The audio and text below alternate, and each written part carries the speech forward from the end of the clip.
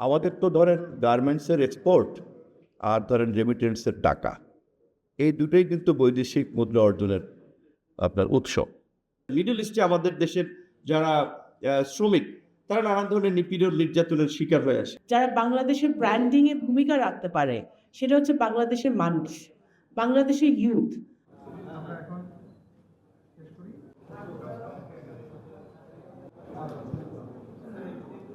Present in the dais to kindly stand up.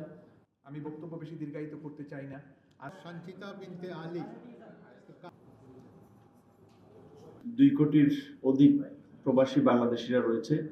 বাংলাদেশের এই জুলাই গণঅভ্যুত্থান পরবর্তী বাংলাদেশকে আমরা যে নতুনভাবে গড়ে তোলার কথা বলছি, সেই নতুন বাংলাদেশ গড়ে তোলার জন্য প্রবাসীদের এই মুহূর্তে একটা বড় কার্যকর ভূমিকা নিতে হবে বলে আমার মনে করি। এবং আপনারা জানেন যে মিডল ইস্টে আমাদের দেশের যারা শ্রমিক, তারা নানান ধরনের নিপীড়ন নির্যাতনের শিকার হয়ে আসে। বিশেষ করে আমাদের উইমেন যারা, নানান ধরনের ঘটনা ঘটে।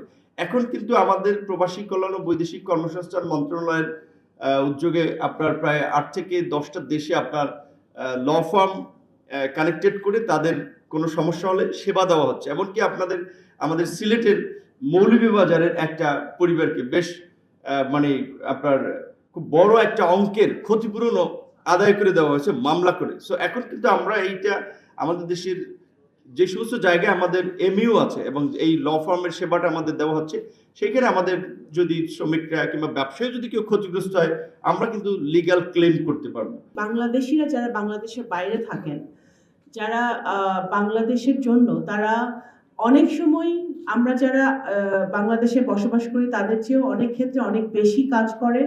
এবং সেটার বড় প্রমাণ হচ্ছে আমাদের মুক্তিযুদ্ধ, পরবর্তীকালে আমাদের জুলাই অভ্যুত্থান, বিভিন্ন সময় বাংলাদেশের সকল ক্রাইসিসে সময় কিন্তু আমাদের প্রবাসী ভাইরা বোনরা তারা অনেক বেশি ভূমিকা রাখে।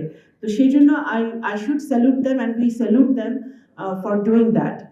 একটা পারসেপশন আছে যে বাংলাদেশ হাই কমিশন যেসব দেশে আছে, আমাদের এম্বাসিগুলো ঠিকমতো তারা কাজ করে না বা সেবা দিতে পারে না।